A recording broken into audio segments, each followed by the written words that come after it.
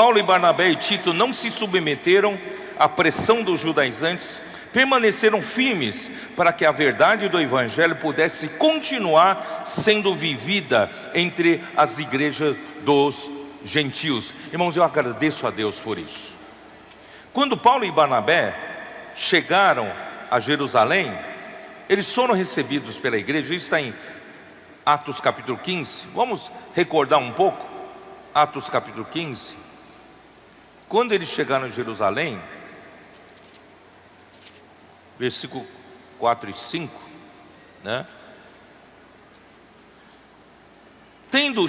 Versículo 4: tendo eles chegado a Jerusalém, foram bem recebidos pela igreja, pelos apóstolos, pelos presbíteros, e relataram tudo o que Deus fizera com eles.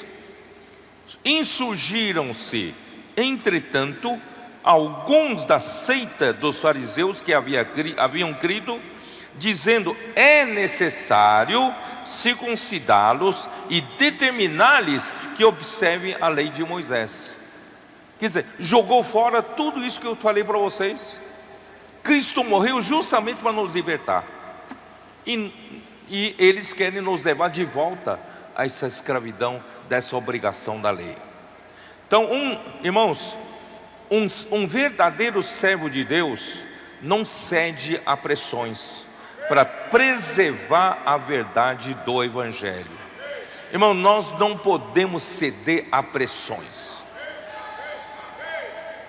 Ele não pode ser diplomático e nem ser complacente quando se trata da verdade do Evangelho. Com relação à verdade do Evangelho, irmão, nós temos que ser bem firmes, pois ele tem que ser estritamente fiel ao Senhor que o enviou. Ele não faz concessões para obter algum benefício pessoal.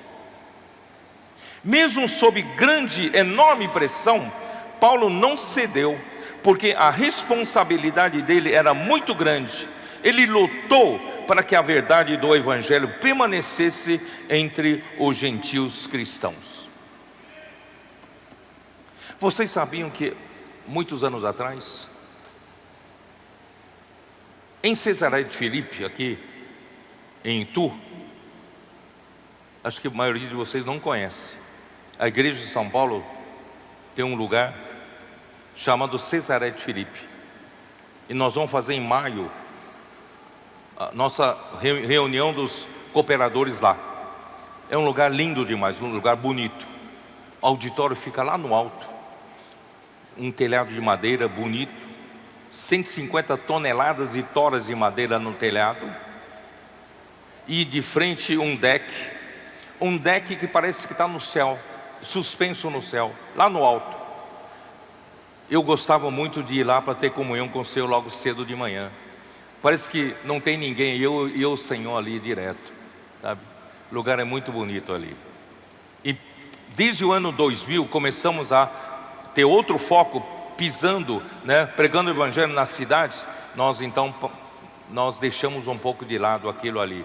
E agora nós percebemos que nós vamos restaurar aquele lugar para uso da obra. Quem sabe um dia você possa conhecer lá, né? Esse lugar é maravilhoso. Então, irmãos, ó Senhor Jesus, fui naquele lugar também muitos anos atrás. Infelizmente, alguns de fora, do exterior, começaram a acusar irmão Dong, que irmão Dong estava, pelo fato dele ter alimento diário impresso, e esses outros irmãos queriam que o irmão Dong parasse de imprimir alimento diário. Eu, ali preocupado, o irmão Dong falou: não, alimento diário é simplesmente aquela palavra que eu recebo, eu rumino e passo para as igrejas. E essa palavra é registrada e transformamos em alimento diário. Mas havia pressão por parte desses irmãos, tentando pressionar para que o irmão Dong parasse de produzir alimento diário. tanta pressão, era muito grande pressão, vocês não fazem ideia, essa enorme pressão que eu estou me referindo, sabe? E chegou um momento, eu vi que o irmão Dong estava sendo sufocado pela pressão. Aí eu tive que entrar firme. Eu falei para esses irmãos, parem. Nós não podemos parar de imprimir alimento diário, porque as igrejas da América do Sul dependem do alimento diário para viver e seguir na vida da igreja. É a palavra que nos sustenta, é a palavra que nos dá direção, é essa palavra. E se vocês que estão pressionando o irmão Dong a parar de imprimir esse alimento diário, eu quero dizer para vocês, eu falei para eles assim, quero dizer para vocês, qual de vocês tem coragem de assumir a responsabilidade do prejuízo feito a todas as igrejas da América do Sul? Quem tem coragem diante de Deus assumir esse prejuízo? Aí todo mundo ficou calado. Foi assim, irmãos, que nós preservamos o alimento diário. Senão nós não teríamos mais alimento diário. E assim outras pressões. Até nossa visita até alguns países e tal, sofremos grandes pressões. Mas, irmãos, nós temos que permanecer firmes. Com relação à verdade do Evangelho, temos que permanecer firmes. Aí, vamos lá, versículo 6. Capítulo 2, versículo 6.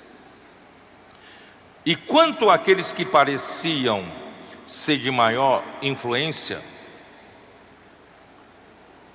quais tenham sido outrora, não me interessa.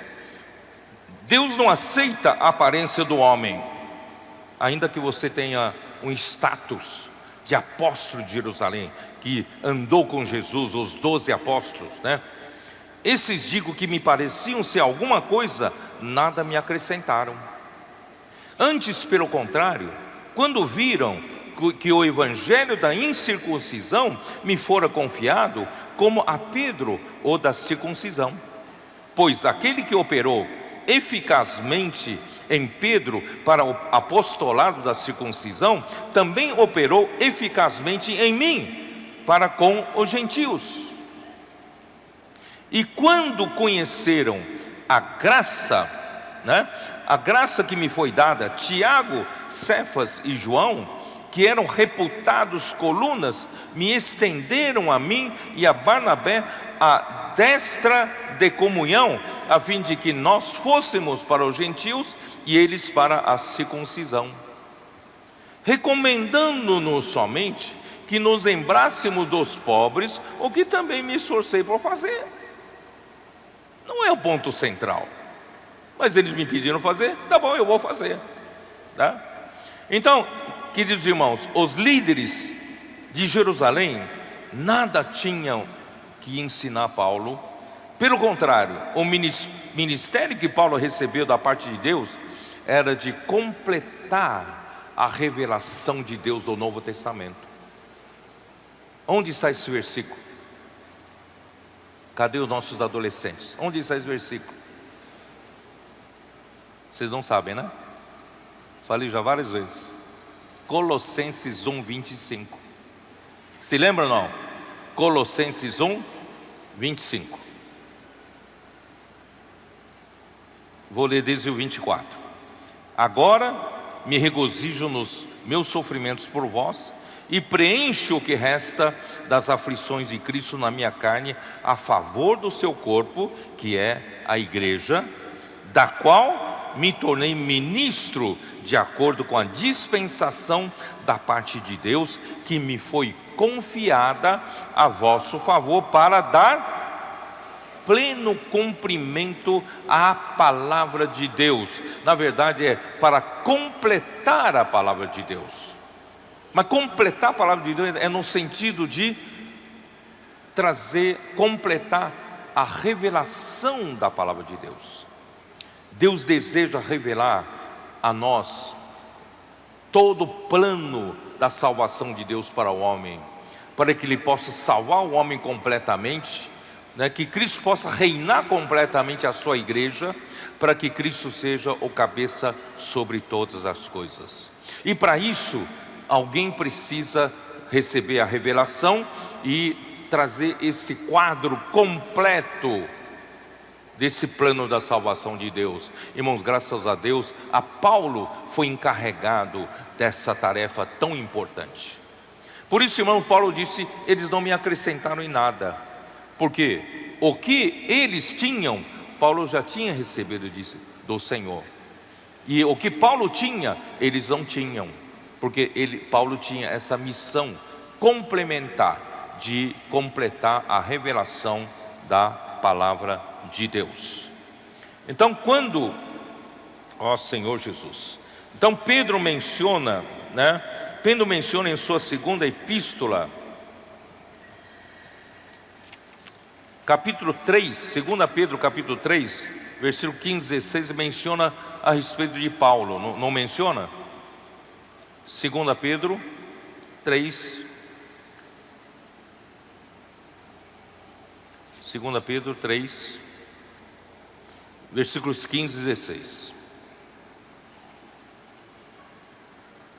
E tendes por salvação a longanimidade de nosso Senhor, como igualmente o nosso amado irmão Paulo vos escreveu, segundo a sabedoria que lhe foi dada, ao falar acerca destes assuntos, como de fato costuma fazer em todas as suas epístolas. Quer dizer, Pedro lia suas epístolas de Paulo, e nas quais há certas coisas difíceis de entender, que os ignorantes e os instáveis deturpam, como também deturpam as demais escrituras para a própria destruição deles. Então, irmãos, o próprio apóstolo Pedro reconhece que Deus deu uma revelação maior para Paulo, e ele escreveu segundo a sabedoria que Deus deu para ele. E ele fala desses assuntos, que, como costuma fazer em todas as suas epístolas, há certas coisas difíceis de entender, realmente uma questão da revelação. E os ignorantes, os falsos mestres, os judaizantes deturpam, como deturpam também as demais escrituras. Quer dizer, Pedro reconhecia que as cartas de Paulo faziam parte das escrituras. Estou certo ou não? É isso que está escrito aqui, certo?